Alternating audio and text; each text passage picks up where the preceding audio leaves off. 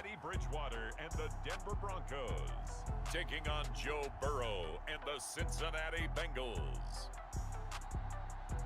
We find ourselves at the foot of the Rockies, Denver, Colorado, for this edition of the NFL on EA Sports. Just a short time ago, sounds loud enough to reverberate across the Rockies. They're ready for football in Denver as the Broncos get set to do battle with the Cincinnati Bengals.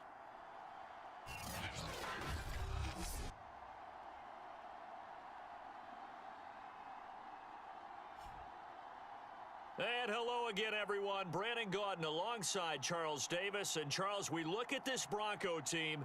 Now, losers their last time out, so they'll look to make amends here. And one of the best ways you can do that is to be at home, and they are. They're going to try and ride that home crowd and that wave of emotion to a victory in this one. And off we go from Denver. Wilson now on the return. And he'll take it up past the 25 to the 26-yard line. Time to see the Bengals offense go to work. And leading them out, the #1 overall pick in the 2020 draft, Joe Burrow, now in his second season out of LSU. And there's a lot of good to watch in the game last week. He threw 4 touchdown passes. A little bit of concern throwing the 2 interceptions. Yeah, and the 2 pick. Yeah, you want the ratio really to be closer to 3-1 as opposed to the 2-1 that he had. But it is something to build on. They did get the win, didn't they? Yep.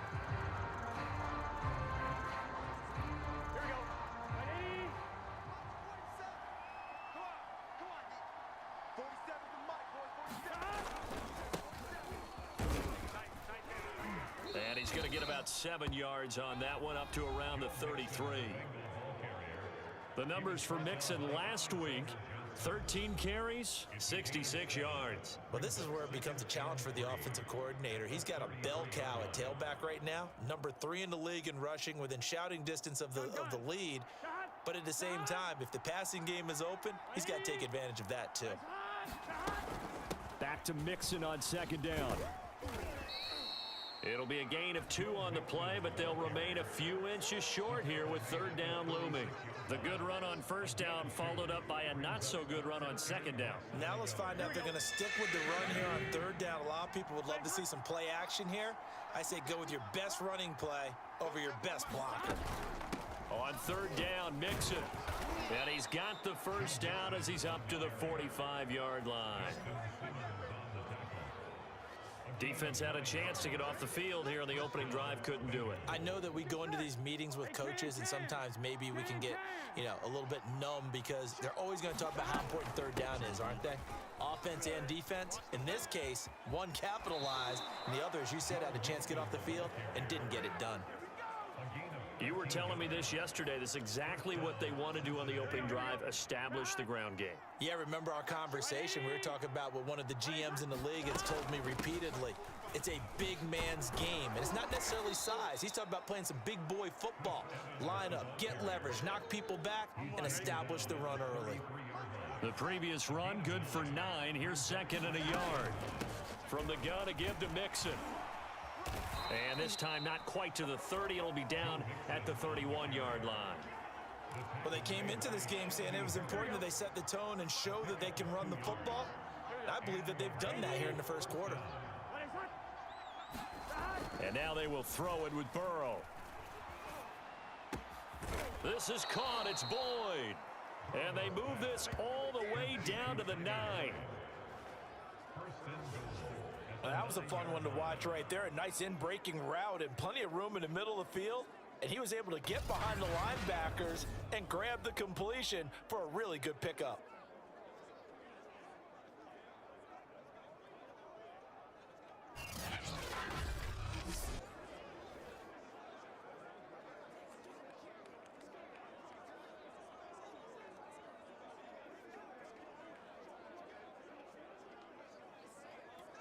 First and goal, a chance for an early statement here on the road.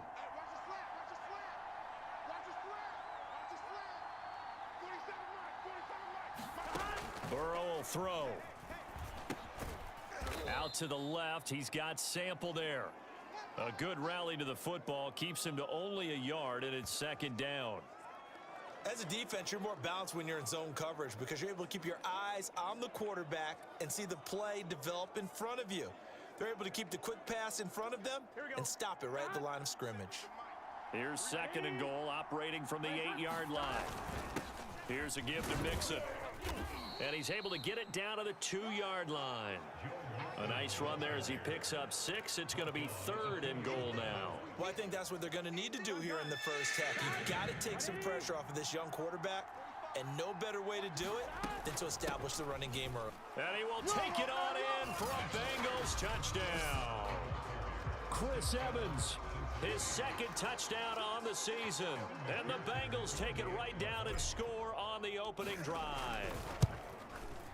Extra point by McPherson, up and good. And it's now a 7-0 game. So that one a pretty time-consuming 10-play drive. And it was finished off by Chris Evans' touchdown run.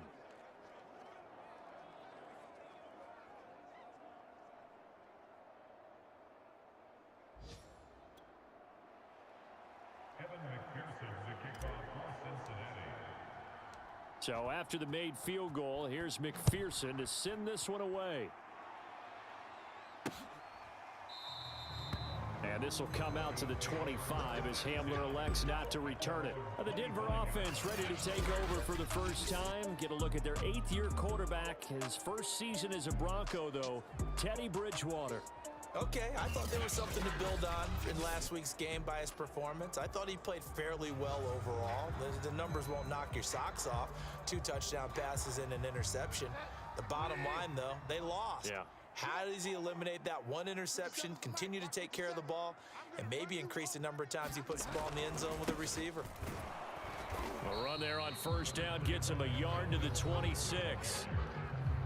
The numbers a week ago for Melvin Gordon. 14 carries, 79 yards. And he's hoping to have the same type of game, but he's going up against the #1 defense in the league, and they're very good at fitting the run.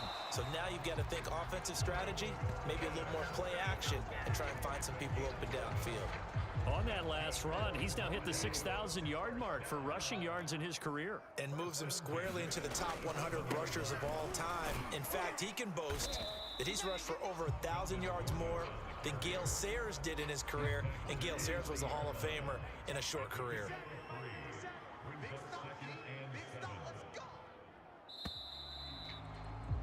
After one, 7-0 on EA Sports.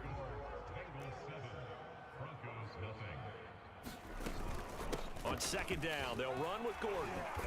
Strong run, but he's corralled just beyond the 40. Now after the running play, we've got a man down on the field. We'll step aside and get a report when we come back to Denver. Bridgewater from the gun on 3rd down.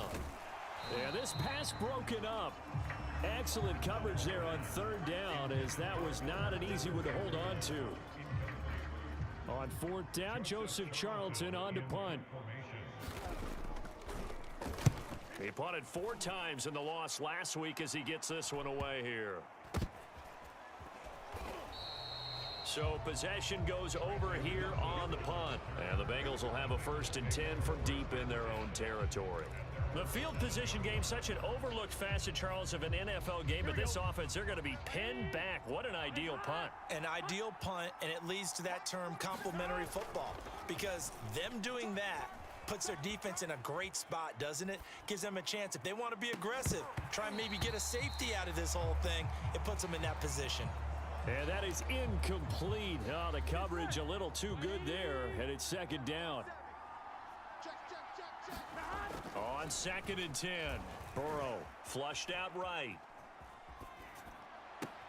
And this is caught right along the sideline. What a job of keeping the toes in bounds there. From the 34 now, here's 1st and 10. Sometimes it's designed, and sometimes you just have to know when to leave the pocket and move and make something happen. And on that play, he was able to get on the run and was still accurate throwing the football. Out to his left. Now Burrow loses the football. It's picked up by the Broncos. And they take possession of the football and have it at the 36-yard line. All right, let's be frank. You hate the fumble at the end of the play, but prior to that, I liked a lot of what was going on. Tucks it down, takes off, picks up good yardage. But in that portion of the field, that close to the sideline, step out. Yeah, either get down or get out of bounds. Take care of the ball. Yeah, he had the... And all the way home for a Broncos score. Andrew Beck, his first touchdown on the year. And the Broncos are an extra point away from tying the football game. On here, Brandon McManus for the point after. It's up and good, and we're tied at 7 here in quarter number 2. Those are the kind of drives they like on offense, from the coordinator to the quarterback, the line, everybody. One play drive and into the end zone for 6.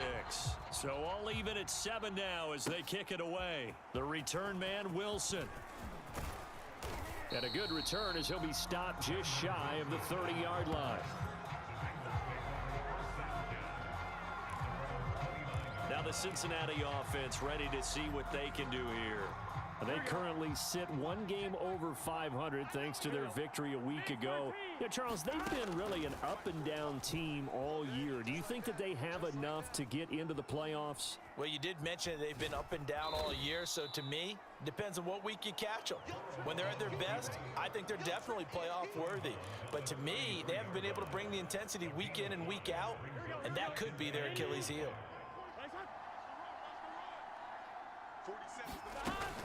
On second down, Mixon. He'll get about 4 as he's past the 35 to the 38-yard line. When you find that kind of yardage, you couldn't be more confident as a ball carrier. And guess what? You're going to go back and tell your offensive coordinator, I'd like to keep carrying it, thank you. On third down, Mixon. And he's able to get this one out closer to midfield across the 45. 51 yards rushing now on 8 carries for him so far. You talked about the need for them to establish the run early. They've been able to do that here in the first half. And that means that the whole offense has adopted that attitude and that persona. We're going to take care of this young quarterback. Let's all get together and run it and take the pressure off. He'll be taken down at the 48 for a pickup of 2 yards. Oh, that's a real nice job there by the defense in front. They just engaged and held their ground. But how about the guy who made the play? We often talk about whether they take a good first step or not. Many times you just don't take any step. Just get your feet moving, get your body going, and then once he made the read, he was able to make the play. From just shy of midfield, Burrow forced out to his left. That's caught by his tight end, Uzama. And they're able to work this to the 25 before it's all said and done. On any given pass play, you never know exactly where your exit points are going to be. On this play, he was flushed to his left, still on the run, able to accurately throw the football for a nice first down. From the shotgun, Joe Burrow buying time to his left. And he is out of bounds, looks like right at the 15.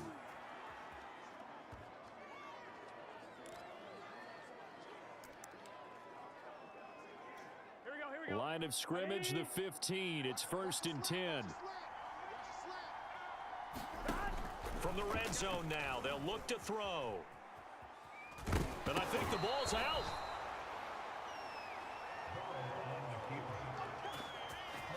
Much like a running back going through the line, quarterbacks have to be aware of protecting the football as well. He left it exposed that time, wound up having it knocked free, but fortunately, had an alert teammate who was able to get it.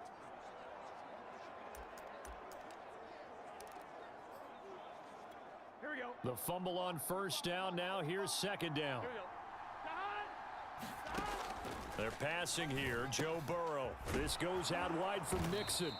And the Bengals are looking at 1st and goal as he's tackled all the way down at the 2-yard line. And this has been a nice answer to the touchdown drive against them a few minutes ago because they've come out and reestablished the tempo. A nice throw there, and they're putting together a very strong drive as a response.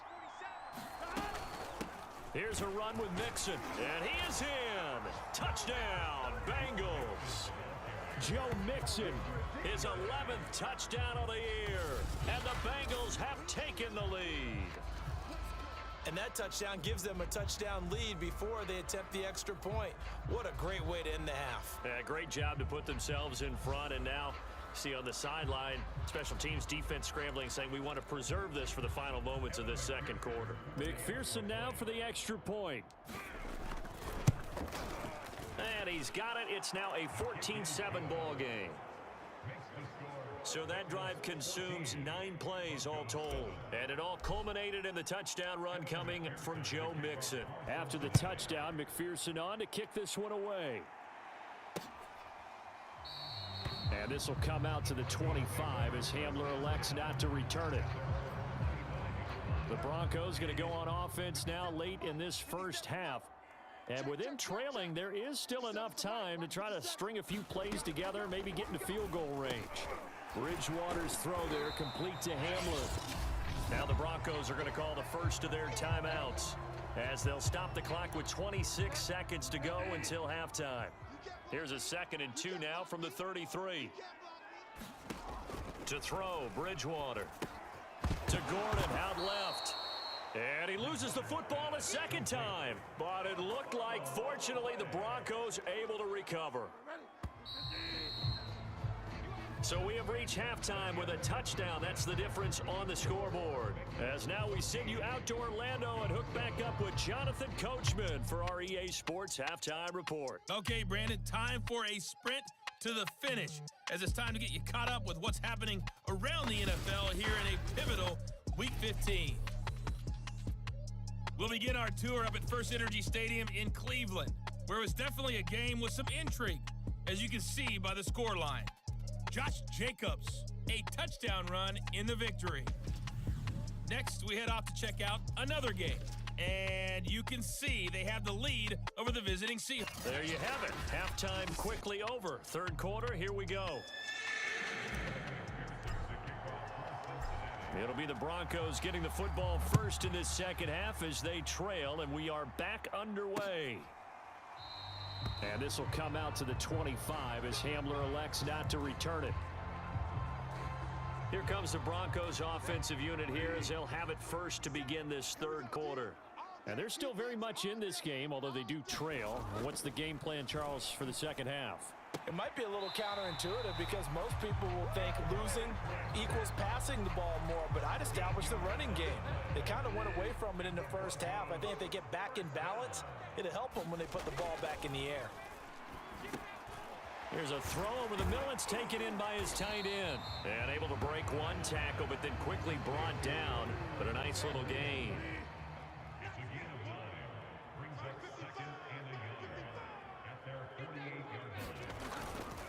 On second down now, it's Gordon, and he'll be brought down at the 48-yard line. So on the other side of the field now, it's 1st and 10 as they've got things rolling on this drive. Throwing is Bridgewater. Man open, he's got it complete to Courtland Sutton. And he gets it inside the 35 and just shy of the 30. It's taken a while for this offense to get going. A little creaky at the start, but they're oiled up now. A nice throw there, and they're really putting together a good drive. From the 32 now, here's 1st and 10. Now the handoff comes to Gordon. And only able to get 2 here, stopped at the 30. I have to think a major focus of the halftime meetings had to be figuring out how to create space for the running game to get operating. Well, what you pointed out to me at half seems accurate. That line has struggled to sustain blocks. Yeah, I would agree with that totally. They've got to focus on staying on their double teams at the first level, make sure that block's secured before they slide off and try and chip someone at the second level. And after that play, we've got an injury, and it appears to be to Courtland Sutton. We'll step aside and get a report when we come back to Denver. Gordon. And he'll take it into the end zone for a Denver score. Melvin Gordon, his 4th touchdown on the year. And the Broncos are an extra point away from tying the football game. McManus's point after is good, and that will tie our game here in the 3rd. So a tie ball game here as the kick's away.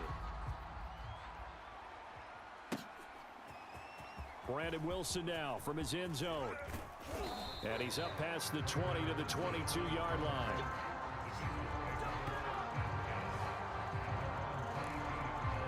So here are the Bengals now as they get their first possession of this second half. Their halftime lead now evaporated. We're back to level following that touchdown a moment ago. And that shouldn't change the mindset a whole lot from an offensive perspective because they already knew this was going to be a hard-fought game. Now they just need to go out, execute their game plan, and keep moving. Partner, if you want more carries, I think we saw how you get them. Showed that he's got the fresh legs, and he picked up the first down on that run. Don't just ask for them. Show them that you're supposed to get the football. 45, 45. Mike, 45. You ain't doing nothing today. You ain't doing nothing today. They snapped that at 1. Now it's Burrow. That is caught. It's Uzama. And he is out of bounds inside the 35. As a general rule, offensive linemen like to know where their quarterback's going to be when he's setting up to throw the football. But sometimes they just have to get on the run. Get on the move. He was able to do that on that play and picks up a first down with a nice throw. And the result here, a pickup of 8. Leaves him with 2 to go on second down. That play wasn't quite as big as the play that preceded it, but still, gotta like the way they're moving the football, partner. Absolutely. Pretty good room to run on that last play. Yeah, they didn't get a first down, but still, you'll take runs like that each and every time, won't you? And he'll be a couple yards shy of the red zone here at the 22-yard line. 2nd and 2 is prime time for a little bit of a gamble, isn't it? Open up the playbook, go play action, toss that bad boy deep. But in this situation, go ahead and give it to your back. Let him pick up a first down, keep the sticks moving. On the run is Evans. And he's going to take this ahead for right around 3 yards, but no more than that. Second down. Well, praise has to go to the guys on the offensive line because they've had a very nice, productive day running the football. How about that poor defensive line? They've been knocked around the entire game, and while they slowed them down on that run, can they continue to do so? Because they haven't had much success throughout this ball game. And this throw incomplete. Well, the defender all over him that time, but it's going to lead to third down.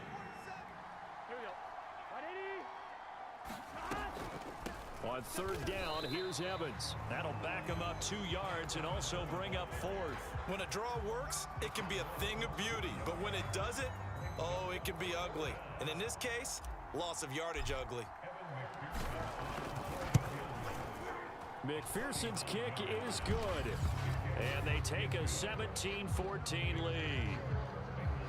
So a response there to the touchdown of the opening drive of this third quarter as they're able to reclaim the lead. And I think he'll take that because obviously you'd like to be able to match them touchdown for touchdown, but the first order of business was to get the lead back, and they've done that. Now you want to give a good pep talk to your defense to take it from there. And he'll be stopped right around where he would have been had he gone down to a knee, maybe a yard shy of there at the 24. Denver offense at the line, ready to go. And that last drive, a long drive, but not just that, they had a great air attack going. Do they stick with that?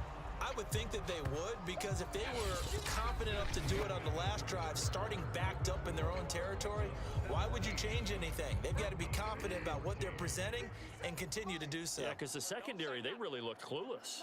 And that was amazing because that drive went and went, no adjustments, and no big plays by the defense to knock the ball away. And they're able to get this one across the 35. And here we are in the fourth quarter, partner, and watch them drive for what would be a go-ahead touchdown. And you and I both know this is where you need a quarterback who can keep his cool back there, not just for himself, but to keep the rest of the team relaxed too. His throw incomplete. So now 2nd and 10 after the incompletion on first down. To throw is Bridgewater. And his throw's going to be incomplete.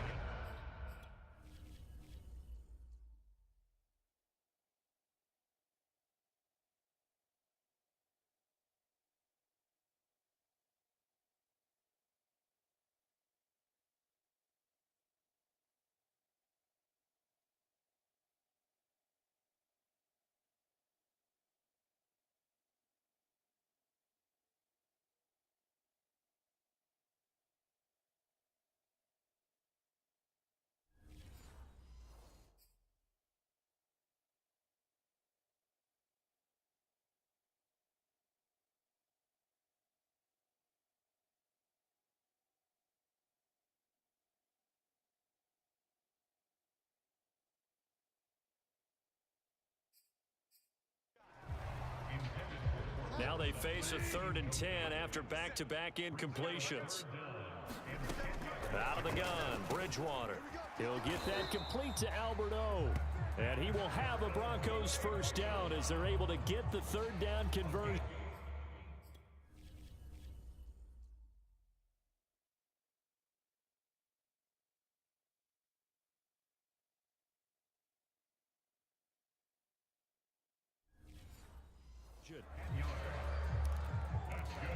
Couple of first downs to kick off the drive. Here's 1st and 10 up at the 46.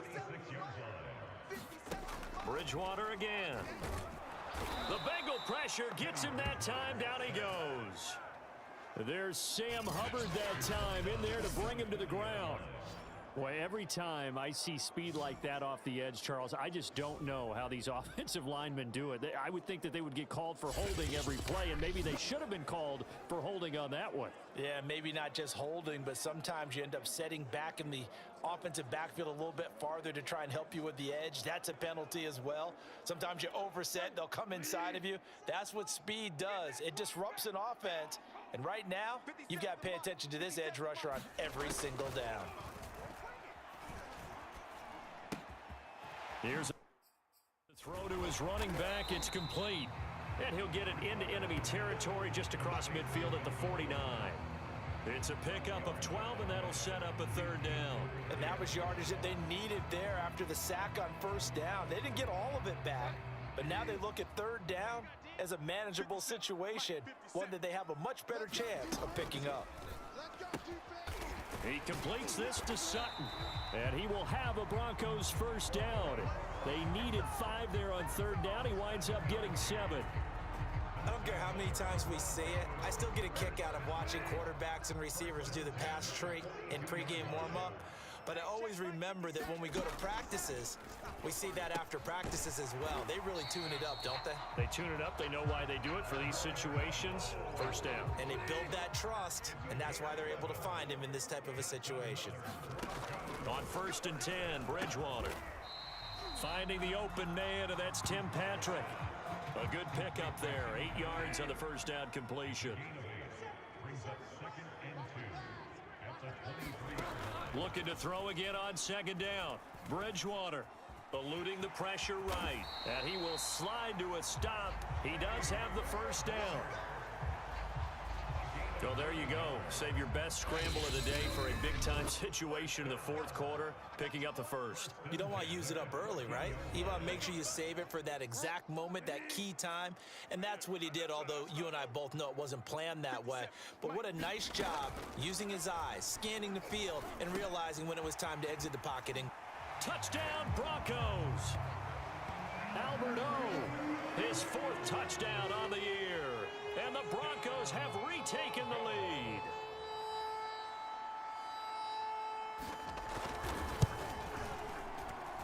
They get one more as the extra point's up and good, and that will make this a 4-point game. After the touchdown, here's McManus now to kick it away. Now it's Wilson. And a nice return sets him up pretty good here right at the 30-yard line. So Burrow and the Bengals down 21-17. A minute 51 on the clock. How will this thing pan out? We'll watch as they come up on 1st down. Thrown across his body, and it's intercepted. Picked up by Alexander Johnson. And this return is going to be halted right around the 28-yard line. CD, I know it's just his 2nd year in the league as a quarterback, but that's going to be one when he flips on the tape. He's like, I shouldn't have thrown that ball. No doubt about it, and his coaching staff will be emphatic about he shouldn't have thrown that ball. But remember, 2nd year, as you noted, on-the-job training. So he's got to take this feedback that he's getting, negative or otherwise, and turn it into positives moving forward.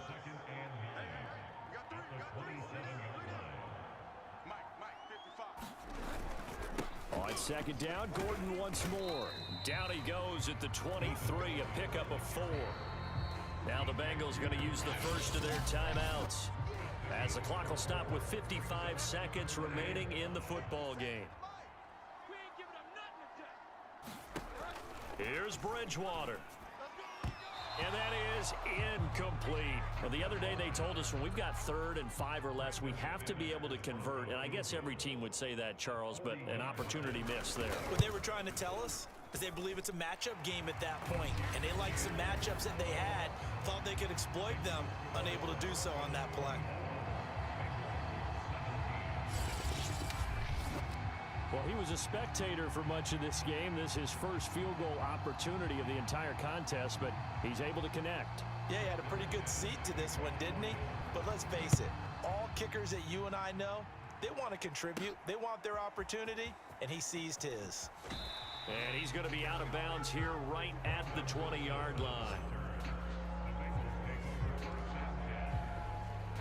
The Bengals getting set to go. One possession game, time very much a factor. How does the offense handle this situation? Well, in a lot of cases, they should be somewhat relaxed. And I know that's counterintuitive because this is a pressure situation. But this is Friday practice every week of the season. You go over this situation, having to go downfield, limited timeouts, got to get out of bounds and keep the drive going. The ball comes out, but this will fortunately wind up out of bounds. Well, obviously, you never want to fumble, but if you do, good to be towards the sideline. Saves them the possession. Saves the embarrassment, saves it going down on the play sheet as a turnover. But I still think it should go to the defense, even if they don't recover it. If you give up the football, you gave up the football. Agree to disagree, I guess. Can you tell what I played? Yeah, you played defense. Yeah. I'll let you go. I took a shot. Working the sideline there. Good route, good catch. First down, and he gets out of bounds. Yeah, you have to like the play calling because you have to run some guys down the middle of the field to draw some of the defenders away. They can't just let them guard the sideline exclusively. That's how it's going to work. Sidelines and incompletions to use the clock.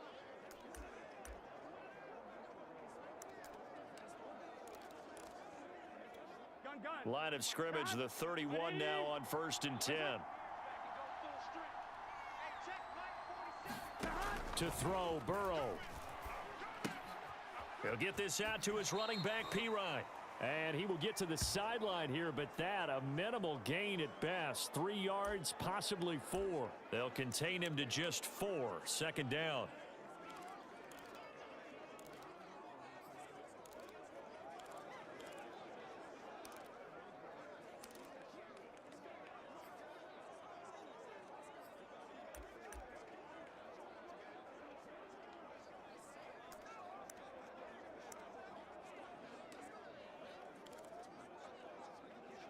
On 1, ready? Check my 45. Here we go, G. Here I come. Now Burrow. Rolling to his left. And he can't get a throw off. He's taken down. What a huge play at this point in the game. The Bengals going to use the second of their timeouts as the clock will stop with an even 20 seconds left to go. Burrow steps away. Got an open man. That's C.J. Uzomah. And he will hustle out of bounds. That stops the clock. But, boy, that's just a very minimal gain. And also, keep in mind, it's 4th down. Down 7, and they've got to go for it here on 4th down. Here we go. It's Burrow on 4th down. Being chased out left. And it's incomplete. They cannot convert. And they turn it over. They had to go for it with such little time remaining. And the Broncos are going to get the football back in great field position.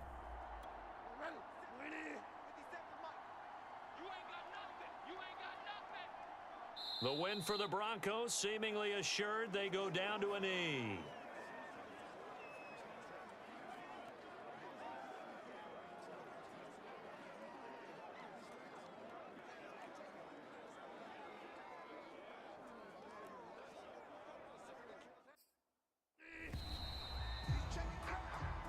So this one will wind up a Denver victory, and they were spurred on by a strong performance in that fourth quarter as they held their opponents off the scoreboard. Everyone wants to pitch a shutout for the entire game, but when you throw one in the fourth quarter, that tells everyone that you're getting stronger and dominance is starting to take over, right? The way that you close, the way that you finish, that gets preached to you from the time you're playing Little League football all the way up through.